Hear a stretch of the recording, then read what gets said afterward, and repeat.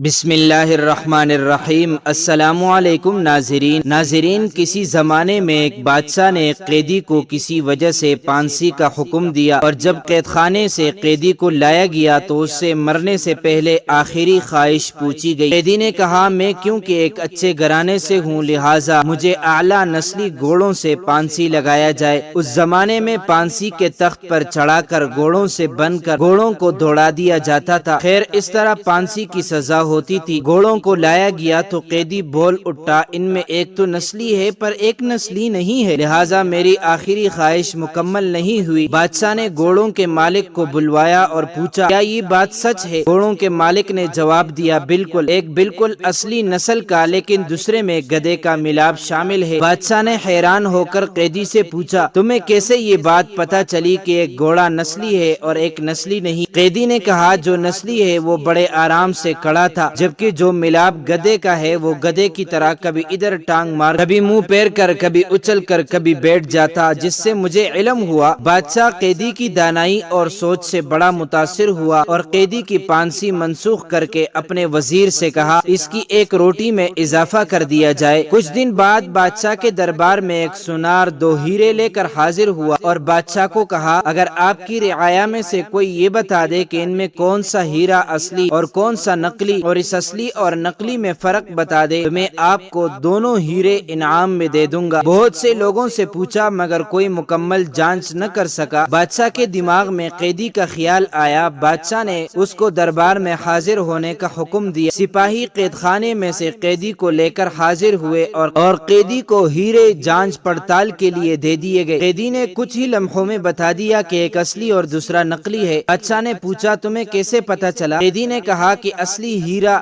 رگڑنے سے کبھی گرم نہیں ہوتا، جبکہ نقلی ہیرا رگڑنے سے گرم ہو جاتا ہے۔ سونار نے وہ دونوں ہیرے بادشاہ کو انعام میں دے دیے اور چلتا بنا۔ بادشاہ قیدی کی دانائی اور سوچ پر بہت زیادہ خوش ہوا اور سپاہیوں سے ایک اور روٹی بڑھانے کا حکم دیا۔ دوپہر کو جب سپاہی قیدی کو ایک اور روٹی اضافے کے ساتھ دینے آئے تو قیدی نے کہا، بادشاہ بھی کسی لانگڑی کا بیٹا ہے۔ سپاہیوں نے قیدی کی یہ بات بادشاہ تک پہنچا دی۔ بادشاہ کو غصہ آیا اور سپاہیوں سے قیدی کو دربار میں حاضر ہونے کا حکم دیا اور قیدی سے اس بات کی وضاحت مانگی گئی۔ قیدی نے بادشاہ کو کہا، اپنے خاندان کے بارے میں کسی سے پتہ کروا لو۔ بادشاہ کی سلطنت میں سب سے ادھیڑ عمر شخص کو ڈھونڈا گیا اور اس سے بادشاہ کے آباء اور اجداد کے بارے میں پوچھا گیا۔ ادھیڑ عمر شخص نے بتایا کہ یہاں اس بادشاہ سے پہلے اس کا باپ بادشاہ تھا، لیکن وہ بادشاہ بننے سے پہلے لانگڑی تھا، کیونکہ اس بادشاہ سے پہلے ایک بادشاہ تھا، اس کا اپنا کوئی بیٹا نہ تھا۔ اس بادشاہ نے اعلان کیا تھا، کوئی ایسا شخص جو میری رعایا کو بھوکا نہ مرنے دے، تو آپ کا باپ لانگڑی تھا اس دربار کا، اس نے حامی بھری کہ میں رعایا کو بھوک سے نہیں مرنے دوں گا۔ اس طرح بادشاہ سلامت آپ کے باپ کو سلطنت دی گئی تھی۔ بادشاہ نے قیدی سے پوچھا، تمہیں کیسے پتا چلا کہ میں لانگڑی کا بیٹا ہوں؟ قیدی نے کہا کہ میں نے جتنی حکمت اور دانائی کی باتیں تمہیں بتائی، تم بجائے مجھے آزادی دینے یا ہیرے جواہرات دینے کے میری روٹی میں اضافہ کر دیتے ہیں۔ اگر تمہاری جگہ پر کوئی خاندانی شخص ہوتا وہ مجھے ضرور کوئی ہیرے جواہرات دیتا اور مجھے قید خانے سے رہا کرتا، لیکن تیری حرکتیں تیری نسل کا پتہ بتاتی ہیں۔ انسان اپنی شہرت، پیسے اور شکل سے نہیں بلکہ اپنی حرکتوں سے اپنی نسل کا پتہ بتا دیتا ہے۔ اللہ تعالی ہمیں حق بات سننے، سمجھنے اور اس پر عمل کرنے کی توفیق عطا فرمائے، آمین۔ معزز ناظرین، امید کرتا ہوں آپ کو یہ ویڈیو اچھی لگی ہوگی۔ مزید معلومات کے لیے ہمارے چینل کو سبسکرائب کیجیے۔ اگر زندگی کے لمحات مزید باقی رہے تو آپ کے لیے ایک اور بہترین ویڈیو لے کر حاضر ہوں گا۔ تب تک کے لیے اللہ حافظ۔